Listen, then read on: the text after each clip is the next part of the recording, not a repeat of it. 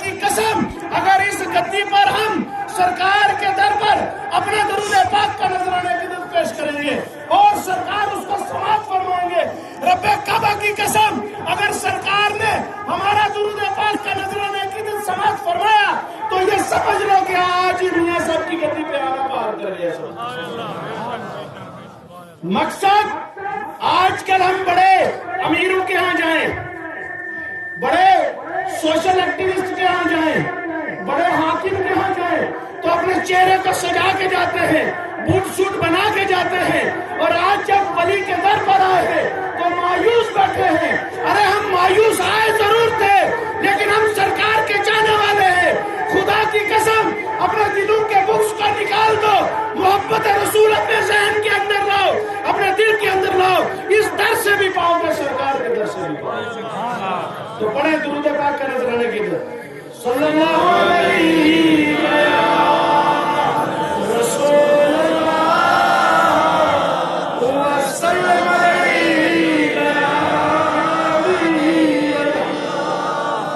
صلی اللہ علیہ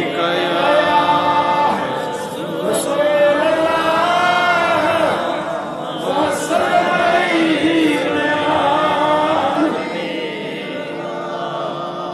ہم سب غوث کے چاہنے والے ہیں، ہم سب لال شریف کی گدی کے چاہنے والے ہیں، ہم سب اعلیٰ حضرت کے غلام ہیں، ہم سب غوث پاک کے دربار کے سپاہی بننا چاہتے ہیں۔ کوئی ہے جو نہ بننا چاہے؟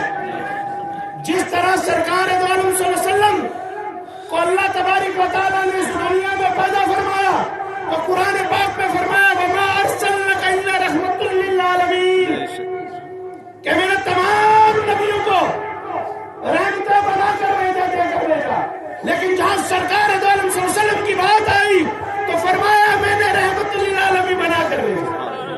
تمام نبیوں کو رحمتیں دے کر بھیجا گیا لیکن سرکار کو رحمت للعالمین بنا کر بھیجا گیا۔ تمام نبیوں کو معجزہ دے کر بھیجا گیا لیکن سرکار دو عالم صلی اللہ علیہ وسلم کو معجزہ بنا کر بھیجا گیا۔ اسی طرح نبیوں کے بیچ میں جو سرکار کا مقام تھا یا سرکار کا مقام ہے، اسی طرح غوث کا مقام تمام ولیوں اور غوث پاک کے پیٹھ کے اوپر سرکار کا قدم شریف اور تمام ولیوں کے سر پر غوث پاک سرکار کا قدم اور تمام ولیوں کا قدم ان کے چاہنے والوں کا ہے نا۔ ہماری لائن، ارے کون کہتا ہے ہماری لائن ٹوٹی؟ توڑنے والے توڑتے رہے۔ سرکار کو اس دنیا میں بھیجا تو سرکار نے فرمایا یا ربی حب لی امتی، کیا فرمایا؟ ایک چیز سمجھنے کی بات ہے، 5 منٹ میں بات ختم کروں گا کیونکہ ابھی نہ تقریر کرنے کا موقع ہے نہ میں بولنا چاہوں گا، کیونکہ ولی فاروق صاحب کو سننے کے لیے آپ ذہنی طور پر تیار ہیں۔ میں ماحول بنا رہا ہوں، ایک آپ نے ہمارے ایسے عالم کو جو میں نے بات کی اس کے بعد آگے چلے گی ضرور۔ آج ہمارے چہروں پر رسوائی کیوں؟ ہم غوث کے بھی ماننے والے، ہم گدی کے بھی ماننے والے، ہم لال شریف کے بھی چاہنے والے، ہم اعلیٰ حضرت سرکار کے بھی چاہنے والے، ہم غوث کے بھی سپاہی، لیکن آج ہمارے ایمان کا سودا اس لیے آ رہا ہے کہ ہم امت رسول میں پیدا ہوئے تھے اور وہ یہ امت رسول جس میں کم و بیش 14 نبیوں نے دعا فرمائی کہ ہمیں امت رسول میں پیدا فرمایا ہے۔ اس لیے ہمارے چہرے بہت پریشان ہیں، ہم دقت میں ہیں، پریشانی میں ہیں، لیکن آج ولیوں کے پاس اگر ہم آئے ہیں تو اس تقریر کا مقصد اور نہیں، اس تقریر کا مقصد یہ ہونا چاہیے کہ میں تقریر اس لیے نہیں کروں کہ میری واہ واہی ہو جائے۔ ارے تقریر کا مطلب یہ کہ ہم یہاں آئے، اس دربار سے ہم پا کے کیا جا رہے ہیں؟ ہم نے اپنے عقیدے کو کیا درست کیا؟ کیا ہمارے دل میں کل تک اس دربار کی جو محبت تھی، لال شریف کی جو محبت تھی، کیا اعلیٰ حضرت سرکار کی غلامی کی جو محبت تھی وہ بڑی یا گھٹی؟ اب یہ فیصلہ آپ نے کرنا ہے۔ دقت ایک ہی ہے، نماز بعد میں، کیا بولا؟ ابھی عالم دین سارے بیٹھے کہ یہ کیا کہہ رہے ہیں؟ نماز بعد میں، قرآن بعد میں۔ کب آئی نماز، کب آیا قرآن، کب آئی حدیث؟ تو پہلی بات کیا، تو سرکار کی حدیث ہماری رہنمائی کرتی ہے۔ سرکار دو عالم صلی اللہ علیہ وسلم نے ارشاد فرمایا کل قیامت کے دن میرے جسمی امتی کے اندر رائی کے برابر ایمان ہوگا شفاعت فرما۔ یہ میرا قول نہیں ہے، یہ حدیث نبوی ہے۔ سرکار نے فرما دیا کل قیامت کے دن میرے جسمی امتی کے اندر رائی کے برابر ایمان ہوگا، میں اس کی شفاعت فرماؤں گا۔ تو میں آپ سے پوچھنا چاہ رہا ہوں، کیا نماز ایمان ہے؟ کیا حج ایمان ہے؟ کیا زکوٰۃ ایمان ہے؟ کیا حدیث ایمان ہے؟ اس کا مطلب یہ ہوا کہ پہلے ایمان پھر نماز، پہلے ایمان پھر قرآن، پہلے ایمان پھر نماز۔ کلیئر ہو گیا نا؟ تو اب ایمان کیا؟ سرکار کی محبت۔ پہلی بات ایمان کیا؟ کوئی ایسا ہے جو اس میں آتا رہے، محبت نبی بیان کرتا رہے، اور جب جانے کا وقت آئے تو کہے میں ایمان کے بنا چلا جاؤں؟ نہیں نا، سب چاہتے ہیں ایمان ہو۔ تو سرکار نے فرمایا جس بھی امتی کے اندر رائی کے برابر ایمان ہوگا شفاعت فرماؤں۔ آج یہاں عہد کرتے ہیں ہم دل سے، میرے لیے نہیں نا کوئی عہد، میں کوئی ایسی فاؤنڈیشن تو نہیں لگا، تو آج ہم اس در پر کیا یہ عہد نہ کریں کہ یا اللہ پہلے ایمان دے دے؟ تو ایمان ملے گا کیسے؟ سرکار کی محبت سے۔ تو جب سرکار سے محبت ہوگی تو پھر سرکار سے نفرت نہیں نہ ہو سکتی۔ تو اب سرکار کی محبت، جب سرکار پیدا ہوئے تو فرمایا یا ربی حبلی امت۔ کیا فرمایا پہلا لفظ؟ یا ربی حبلی امت۔ اور صدیق اکبر رضی اللہ تعالیٰ عنہ کا فرمان ہے کہ جب سرکار دو عالم صلی اللہ علیہ وسلم کو میں قبر انور کے اندر اتار رہا تھا، میں نے دیکھا سرکار کے ہونٹ مبارک ہل گئے، میں نے اپنے کانوں کو سرکار کے ہونٹوں کے پاس کیا، آواز آ رہی تھی یا ربی حبلی امت۔ سرکار پیدا ہوئے تو امت کا نہرا، سرکار اس دنیا سے پردہ فرمایا تو امت کا نہرا۔ تو مجھے آج یہ بتاؤ، سرکار کی امت کو ہم توڑ کر سرکار کے چاہنے والے بن سکتے ہیں؟ بولو بولو بولو، ارے کھل کے بولو، کسی سے ڈرنے کی ضرورت نہیں ہے۔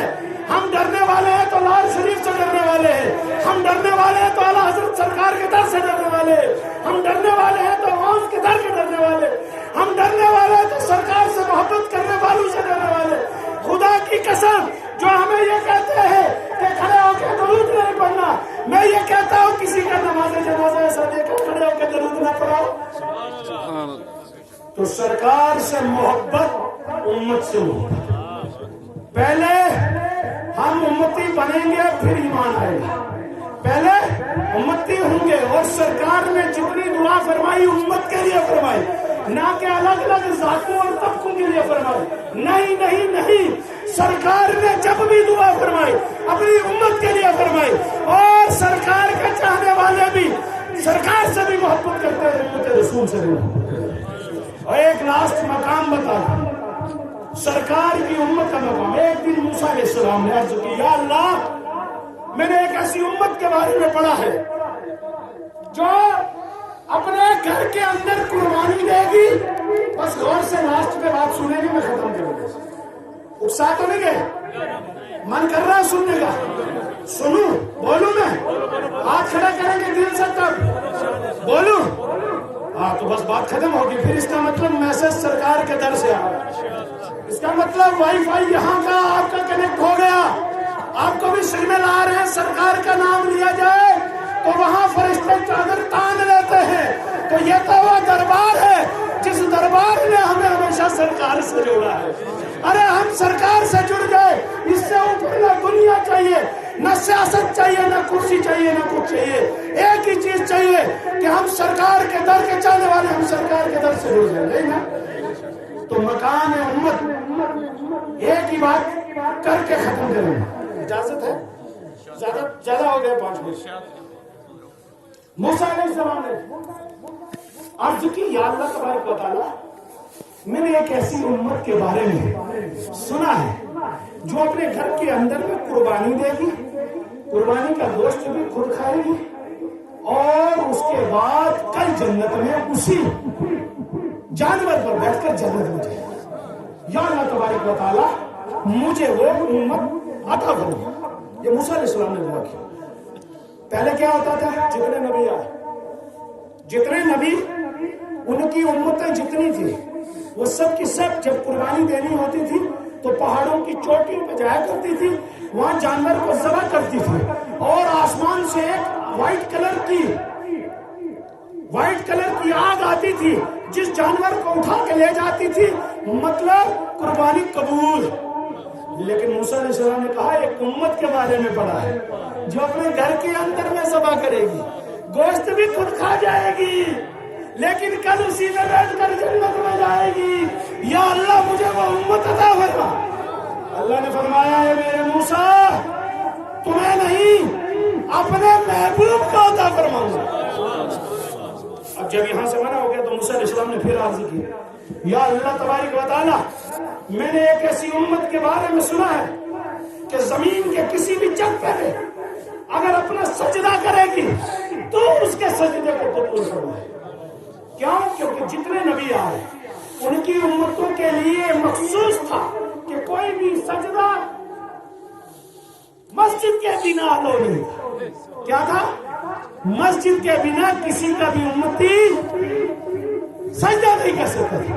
لیکن موسیٰ علیہ السلام نے عرض کی کہ ایک ایسا امتی جس کے بارے میں میں نے پڑھا کہ جو جہاں چاہے سجدہ کر لے اور تو اس کے سجدے کو قبول فرمائے گا اور جنت عطا فرمائے گا۔ پھر موسیٰ علیہ السلام سے فرمایا، یا اللہ، اللہ نے فرمایا اے موسیٰ نہیں نہیں نہیں، تمہیں نہیں اپنے محبوب کو عطا فرماؤں گا۔ اب موسیٰ علیہ السلام نے پھر عرض کی، یا اللہ تبارک و تعالیٰ میں نے ایک ایسی امت کے بارے میں سنا ہے جو نماز تو ایک پڑھے گی لیکن اس کو 5 کا ثواب 10 کا ثواب ملے گا، پڑھے گی تو 5 اور ثواب اس کو 10 کا ملے گا، مطلب پڑھنے والے 5 اور ثواب 50 کا ملے گا۔